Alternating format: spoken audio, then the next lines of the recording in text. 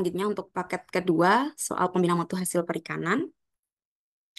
Soal yang pertama yaitu proses sterilisasi dibagi menjadi sterilisasi aseptis dan sterilisasi konvensional. Yang dimaksud dengan sterilisasi aseptis adalah jadi suatu produk pengolahan itu kan diolah berbagai macam produk gitu ya. Jadi salah satu pengolahan hasil perikanan yaitu menggunakan sterilisasi. Nah, sterilisasi ini dibagi menjadi dua, sterilisasi aseptis dan sterilisasi konvensional. Apa sih sterilisasi aseptis itu? Ada A, B, C, D, dan E. Jadi proses sterilisasi aseptis yaitu eh, proses di mana produk dan kemasan disterilisasi secara terpisah. Jadi antara bahan baku dan bahan kemasan itu disterilisasi masing-masing. Jadi kayak misal eh, kita kepiting kaleng gitu ya, atau rajungan kaleng. Kepiting aja deh, kepiting kaleng gitu. Jadi bahan baku kepitingnya itu kita sterilisasi sendiri di suatu wadah steril juga. Kemudian wadahnya juga kita sterilisasi sendiri. Nah, kemudian keduanya baru bahannya baru dimasukkan di dalam ruangan yang steril. Itu untuk sterilisasi aseptis. Sedangkan untuk sterilisasi konvensional itu bahan baku dimasukkan ke dalam kaleng tersebut dalam wadahnya dulu baru ditutup dan disterilisasi. Jadi produk dimasukkan dalam kaleng, kemudian ditutup secara hermetis, dan produk tersebut dipanaskan atau disterilisasi dengan menggunakan ritot. Setelah kecukupan panas yang diperlukan tercapai, produk dalam kaleng tersebut didinginkan. Jadi gitu ya. Jadi kalau aseptis itu masing-masing disterilisasi baru digabungkan, sedangkan untuk konvensional itu dimasukkan dulu baru disterilisasi. Jadi tadi jawabannya yang A, proses di mana produk dan kemasan sterilisasi secara terpisah, kemudian produk disteril tersebut diisikan dalam wadah steril dalam suhu ruangan yang steril juga. Kemudian untuk yang B ini merupakan pengertian dari sterilisasi yang konvensional. Kalau yang C ini nggak masuk ya, jadi dalam ruangan hampa ini salah, jadi harus disterilisasi dalam ruangan yang steril. Tuh. Kemudian yang D juga salah, ini tidak menggunakan suhu dingin, tapi menggunakan suhu panas, suhu tertentu. Kemudian untuk untuk yang E, produk dimasukkan dalam kaleng direndam dalam air es ini juga salah. Jadi sterilisasi itu menggunakan suhu panas. Seperti itu.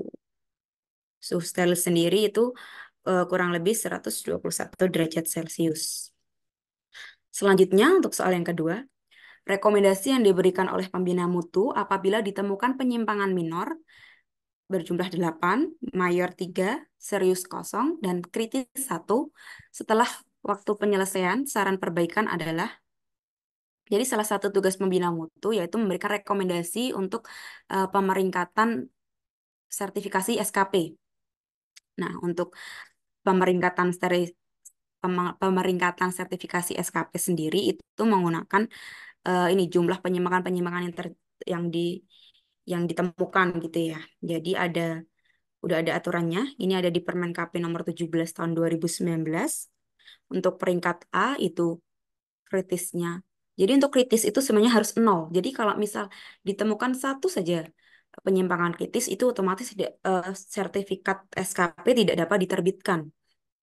Nah, selanjutnya ada kategori serius, itu untuk peringkat A harus 0 juga. Sedangkan untuk peringkat B dia masih boleh maksimal 2. Ini maksimal ya, maksimal 2. Kemudian untuk yang peringkat C itu kategori seriusnya maksimal 3 sampai 4. Untuk yang kategori mayor itu peringkat A maksimal 5, B 10, dan C 11. Sedangkan kategori minor itu di peringkat A ada 11, B 7, dan C 7 juga.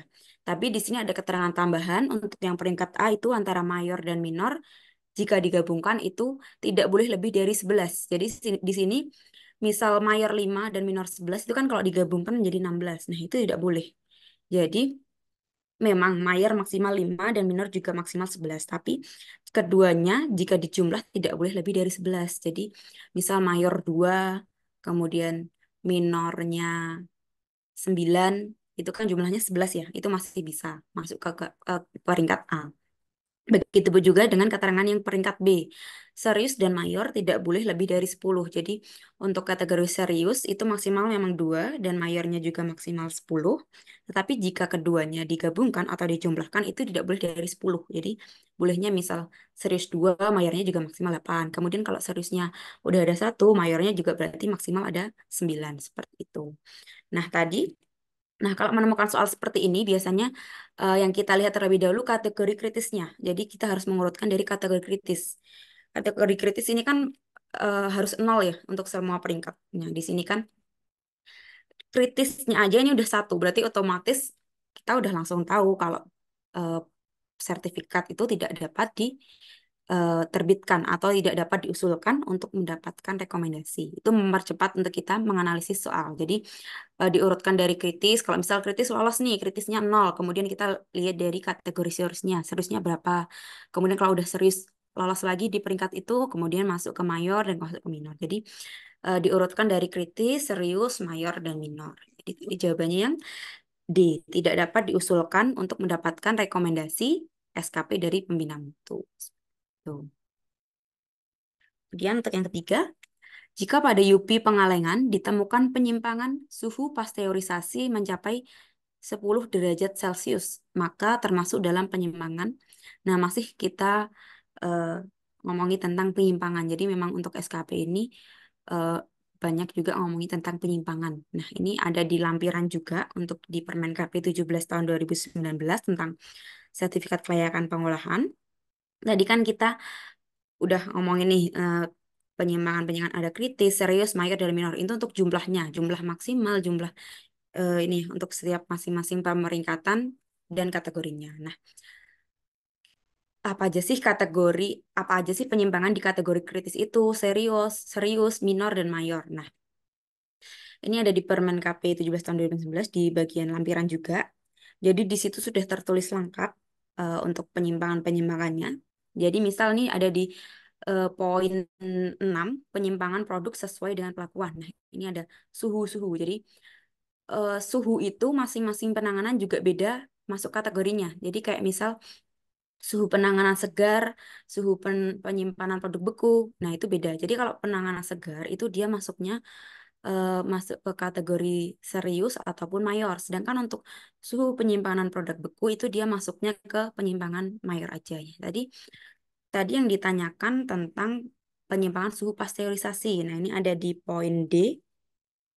Suhu penyimpanan produk pasteurisasi memiliki tempat penyimpangan sesuai karakteristik produk yaitu 0 sampai 4 derajat Celcius. Dengan tadi kalau 10 derajat Celcius berarti dia tidak memenuhi. Nah, ini untuk suhu produk pasteurisasi dia masuk ke kategori kritis. Nah, jadi untuk suhu sendiri itu memang yang masuk kritis itu hanya produk pasteurisasi karena memang dia eh, prosesnya juga menggunakan proses pasteurisasi dengan suhu panas dan dia memang kontak langsung dengan wadahnya. Jadi dia memang harus masuknya ke kritis. Jadi bahaya untuk kalau dia suhunya tidak sesuai, dia akan membahayakan mutu ataupun membahayakan konsumen seperti itu. Sedangkan untuk misal produk lain tuh contohnya kayak misal kerupuk, keripik, yang produk-produk kering gitu, kalau suhunya tidak sesuai, itu penyimpangannya dia masih penyimpangan di minor gitu. Nih, jadi masing-masing suhu itu kategorinya berbeda-beda.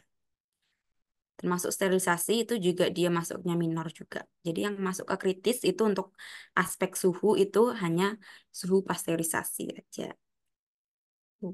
Jadi dia masuk ke penyimpangan kritis. Selanjutnya untuk nomor 4, berikut ini adalah sarana yang tidak termasuk dalam sarana pasca panen portable untuk ikan hidup adalah. Ini salah satu soal tambahan juga, mungkin tidak tercantum dalam suatu permen, tapi ini tambahan pengetahuan. Ini soal yang keluar di soal P3K terakhir kemarin. Ini hampir semua paket ada soal ini.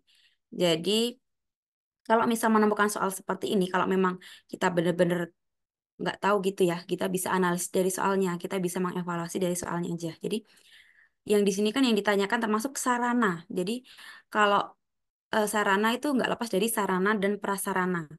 Jadi kalau kita memang udah bingung nih, kira-kira yang mana ya tenda, kulbok, keranjang berlubang, tabung gas atau tangki air itu kan kayaknya masuk semua ya gitu. Nah, kita bisa analis dari sarana. Di sini yang ditanyakan kan sarana. Tidak termasuk ya, berarti mana sih yang enggak sarana gitu ya. Jadi kayak misal kulbok itu kan termasuk sarana. Keranjang berlubang juga sarana, tabung gas juga sarana, tangki air juga sarana. Sedangkan tenda itu termasuk dalam prasarana. Dia benda yang tidak bisa dipindah-pindahkan gitu ya. Tenda atau rumah lindung dia bentuknya memang eh, susah untuk dipindah-pindahkan gitu loh. Jadi di sini jawabannya yang A karena dia termasuk prasarana. Kalau memang kita eh, susah analisisnya gitu ya. Jadi bisa juga kita analis dari oh yang dimaksud yang ditanyakan dalam soal tuh sarana berarti yang bukan sarana yang mana gitu. Jadi memang untuk pasca panen untuk ikan hidup kita memang membutuhkan kulbok, kemudian keranjang berlubang itu biasanya untuk eh, menaruh ikannya juga, kemudian tabung gas untuk oksigen, kemudian juga ada tangki air untuk mengisi air pembersihan juga gitu. Kemudian untuk nomor 5 persyaratan teknis atau sesuatu yang dibakukan termasuk tata cara dan metode yang disusun berdasarkan konsensus semua pihak atau pemerintah, keputusan internasional yang terkait dengan memperhatikan syarat keselamatan, keamanan, kesehatan, lingkungan hidup, perkembangan ilmu pengetahuan dan teknologi, pengalaman, serta perkembangan masa kini pada masa depan untuk memperoleh manfaat yang sebesar-besarnya disebut dengan.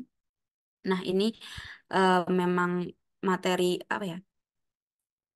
Saklek gitu. Jadi memang dia udah ada di permen. Dia sudah ada definisi pasti di Peraturan Badan Standarisasi Nasional Nomor 8 Tahun 2022 tentang pengembangan standarisasi nasional Indonesia. Ini juga 2 tahun terakhir ini banyak soal-soal dari ini peraturan BSN tentang standarisasi. Jadi kalau misal panjang kayak gini, kita lihat dulu jawabannya tentang apa sih?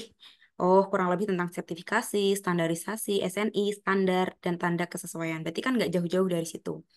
Nah, di sini definisinya adalah persyaratan.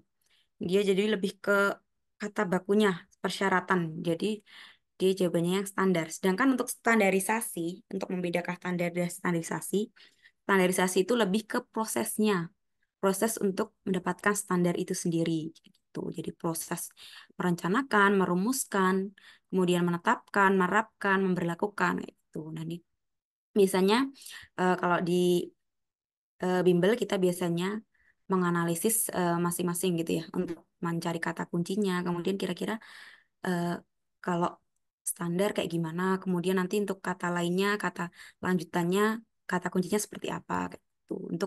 Karena kalau untuk menghafalkan susah ya untuk menghafalkan definisi yang secara pasti yang biasanya memang panjang seperti ini nih. Biasanya kita menganalisis mencari kata-kata kuncinya seperti itu. Jadi jawabannya yang standar. Kalau standarisasi tadi lebih ke prosesnya, tapi untuk kalau sertifikasi itu berarti produk sertifikasinya gitu ya. Produk dari hasil standarisasi itu nanti menghasilkan yang namanya sertifikat. Nah, proses untuk mendapatkan sertifikat itu namanya sertifikasi seperti itu.